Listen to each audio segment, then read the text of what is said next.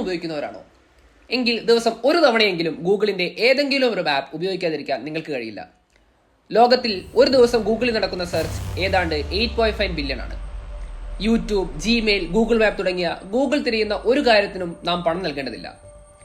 എല്ലാം ഫ്രീ ആയി നൽകുന്നുണ്ടെങ്കിൽ പിന്നെ എങ്ങനെയാണ് ഇപ്പോഴും ഗൂഗിളിന്റെ ഓഹരി വിപണി മാർക്കറ്റ് ക്യാപ്പിന്റെ 2.9 ട്രില്യൺ ആയി നിലനിൽക്കുന്നത്? അത് പറയണമെങ്കിൽ കുറച്ച് പുറകോട്ട് നടക്കാം. ലാരി പേജ്, സെറിൻ ബ്രിങ്ക് തുടങ്ങിയ രണ്ടുപേർ 1998 നടത്തിയ കോളേജ് പ്രൊജക്ടിന്റെ ഭാഗമാണ് ഇന്റർനെറ്റിലെ ഡാറ്റ ആക്സസ് ചെയ്യാൻ കഴിയുന്ന ഒരു സെർച്ച് എഞ്ചിൻ എന്ന ആശയം രൂപം കൊള്ളുന്നത്. ഇന്റർനെറ്റിലെ വിവരങ്ങൾ കണക്കെടുത്താൽ അത് എണ്ണിയാൽ തീരാത്ത അത്രയും വലിയൊരു നമ്പർ ആയിരിക്കും. അതുകൊണ്ട് തന്നെയാവണം 1 കഴിഞ്ഞ് 100 പൂജ്യം വരുന്ന സംഖ്യയെ വിളിക്കുന്ന ഗൂഗിൾ എന്ന വാക്കിന്റെ ചെറിയ മാറ്റം വരുത്തി ഗൂഗിൾ ആക്കി മാറ്റിയത്. Guys were looking for a great name that was going to capture the grandiose vision that they had and hit upon this giant number, one with 100 zeros after it, commonly known as Google. Googol. They discovered it was owned. They said, you know what, let's put a friendlier spelling on it.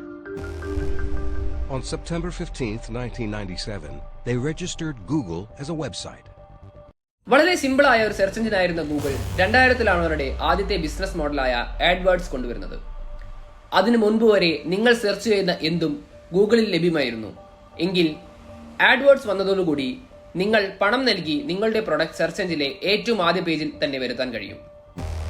ഗൂഗിളിന്റെ ഏറ്റവും വിജയകരമായ business മോഡലാണ് അവർ അന്ന് അവതരിപ്പിച്ചത്. 2004 Gmail, 2005 ലോകത്തിലെ digital വിപ്ലവം സൃഷ്ടിച്ച Google map, 2006 YouTube എന്ന കമ്പനി ഏറ്റെടുത്ത് തങ്ങളുടെ ആധിപത്യം ഇന്റർനെറ്റിൽ വിപുലീകരിക്കാൻ ഗൂഗിളിന് കഴിഞ്ഞു. ഇന്നും യൂട്യൂബോളം ആളുകൾ ഉപയോഗിക്കുന്ന വീഡിയോ സ്ട്രീമിംഗ് ആപ്പ് മറ്റൊന്നില്ല. 2008 ഗൂഗിൾ ആൻഡ്രോയിഡ് മൊബൈൽ ഫോൺ അവതരിപ്പിച്ചു, വിപണി തങ്ങളുടേതാക്കി മാറ്റി. ഒപ്പം ഗൂഗിൾ ക്രോം എന്ന മികച്ച വെബ് ബ്രൗസറും അതേ വർഷം പുറത്തിറക്കി. സ്മാർട്ട് ഫോൺസ്, ലാപ്ടോപ്പ് തുടങ്ങിയ സകല ഡിജിറ്റൽ വിപണികളും തന്ത്രങ്ങൾ തങ്ങൾ പയറ്റി ആർട്ടിഫിഷ്യൽ ഇന്റലിജൻസ് എന്ന പുതിയ തരംഗത്തിലേക്ക് മാറിക്കൊണ്ടിരിക്കുകയാണ് ഗൂഗിൾ.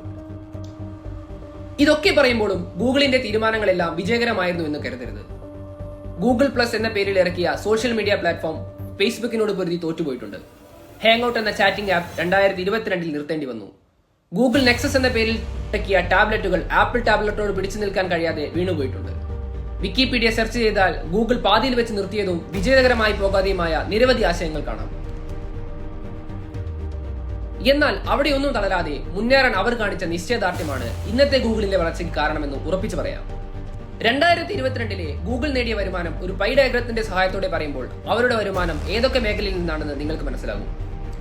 $280 മില്യൺ നേടിയ വർഷം 58%, അതായത് $162.5 മില്യൺ നൽകിയത് ഗൂഗിൾ ആഡ്സിനാണ്. 11.7% ഗൂഗിൾ നെറ്റ്വർക്ക് ആഡിനായി നിന്നു. അതായത് നിങ്ങൾ സെർച്ച് ചെയ്യുന്ന സൈറ്റിൽ നിരവധി പരസ്യങ്ങൾ കാണാറില്ലേ, അവയെല്ലാം പണം വാങ്ങി ഗൂഗിൾ നൽകുന്നതാണ്. 10.80% ലഭിക്കുന്നത് യൂട്യൂബ് വീഡിയോകൾ കാണുമ്പോൾ അതിനിടയിൽ വരുന്ന പരസ്യങ്ങളിൽ നിന്നാണ്. എന്നാൽ ഈ വരുമാനത്തിൽ കണ്ടന്റ് ക്രിയേറ്റേഴ്സിന്റെ വിഭാഗക്കാർക്ക് 55%, ഗൂഗിളിന് 45% ലഭിക്കും. വീണ്ടും ഒരു 10.4% ഗൂഗിൾ പ്ലേ സ്റ്റോർ വഴി ഡൗൺലോഡ് ചെയ്യുന്ന ആപ്പുകളിൽ നിന്നാണ്. ആപ്പ് നിർമ്മിക്കുന്നവർക്ക് 70%, ഗൂഗിളിന് 30% ഷെയർ സ്പ്ലിറ്റ്. ബാക്കി വരുന്ന വരുമാന സ്രോതസ് ഗൂഗിൾ ക്ലൗഡ് വഴിയുമാണ്. ഇങ്ങനെ ലഭിക്കുന്ന വരുമാനത്തിന്റെ 40% നൂതന ആശയങ്ങൾ വഴി പുതിയ തലങ്ങളിലേക്ക് വികസിപ്പിക്കാൻ റിസർച്ച് ആൻഡ് ഡെവലപ്മെന്റ് അഥവാ R&Dക്ക് വേണ്ടി ഗൂഗിൾ ഉപയോഗിക്കുന്നു. 44% നോൺ പ്രൊഡക്റ്റീവ് കോസ്റ്റ് വിഭാഗത്തിൽ ഓഫീസ്, അക്കൗണ്ടിംഗ്, മാർക്കറ്റിംഗ്, സാലറി തുടങ്ങിയവയ്ക്കായി ഉപയോഗിക്കുന്നു. ഒരു വർഷത്തിലെ ബാലൻസ് ഷീറ്റ് ഏതാണ്ട് $207 ബില്യൺ ചെലവ് ഗൂഗിളിനുണ്ട്. ടാക്സ് ഇനത്തിൽ ഏതാണ്ട് $11 ബില്യൺ നൽകി ഒരു വർഷം ശരാശരി $60 മില്യൺ അവരുടെ ലാഭം. ഗൂഗിൾ നൽകുന്ന സേവനങ്ങൾ ഫ്രീ ആയിട്ടും എങ്ങനെയാണ് അതിൽ നിന്നും റവന്യൂ ഉണ്ടാക്കാൻ കഴിയുന്നത്? അതിന് പ്രധാനമായി 2 മാർഗങ്ങളുണ്ട്. ഒന്നാമത്തേത് freemium service.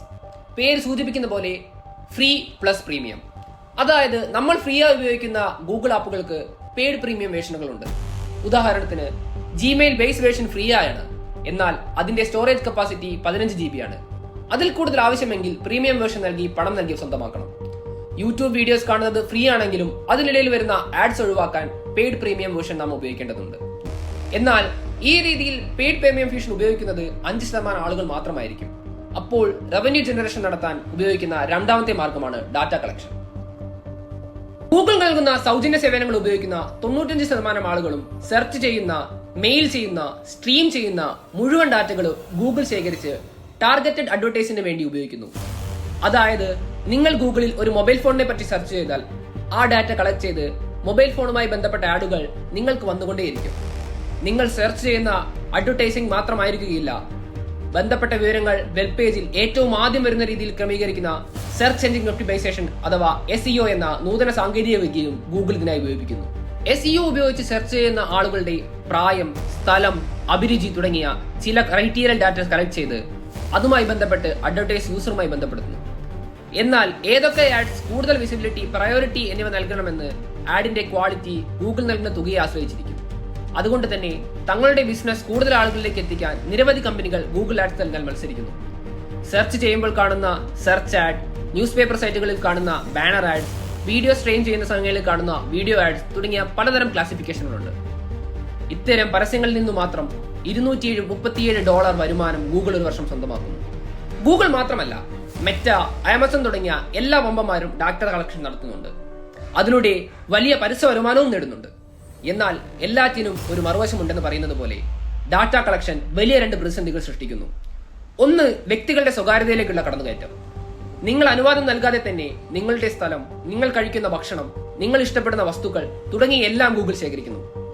Location history of ചെയ്താൽ പോലും നിങ്ങൾ പോകുന്ന സ്ഥലത്തെക്കുറിച്ച് ട്രാക്ക് ചെയ്യാൻ അവർക്ക് കഴിയും. ഇതിന്റെ പേരിൽ 2023 ഏതാണ്ട് $93 മില്യൺ ഫൈനാണ് ഗൂഗിൾ അമേരിക്കയ്ക്ക് വേണ്ടി അടച്ചത്. ഇത്തരത്തിൽ പ്രൈവസി ലീക്ക് ചെയ്യുമ്പോൾ ആളുകൾ ഇന്റർനെറ്റ് സെർച്ച് കുറയ്ക്കുകയും ഡാറ്റ കളക്ഷൻ നടത്താൻ വരികയും ചെയ്യുകയും ആഡ്സ് നൽകുന്ന കമ്പനികൾ പണം നൽകാതെ വരികയും ചെയ്യും. ഇത് ബാധിക്കാൻ പോകുന്നത് ഗൂഗിളിനെ തന്നെയാവും. മറ്റൊന്ന്, ആഡ്സ് കൂടുമ്പോൾ യൂസർ ആവശ്യപ്പെടുന്ന വിവരങ്ങളെക്കാൾ പരസ്യങ്ങൾ കൂടുതലായി സെർച്ച് എഞ്ചിൻ കാണിക്കും. ഇത് യൂസറിന് കൃത്യമായ വിവരങ്ങൾ ഏതെന്നറിയാത്ത അവസ്ഥയുണ്ടാക്കുന്നു. അതേസമയം ഒരു ചോദ്യം നൽകിയാൽ കൃത്യമായ മറുപടികൾ പരസ്യങ്ങളില്ലാതെ നൽകുന്ന ChatGPT പോലുള്ള സംവിധാനങ്ങൾ വന്നതോടുകൂടി ഗൂഗിളിന് മാറ്റത്തിന്റെ പാതയിലാണ്.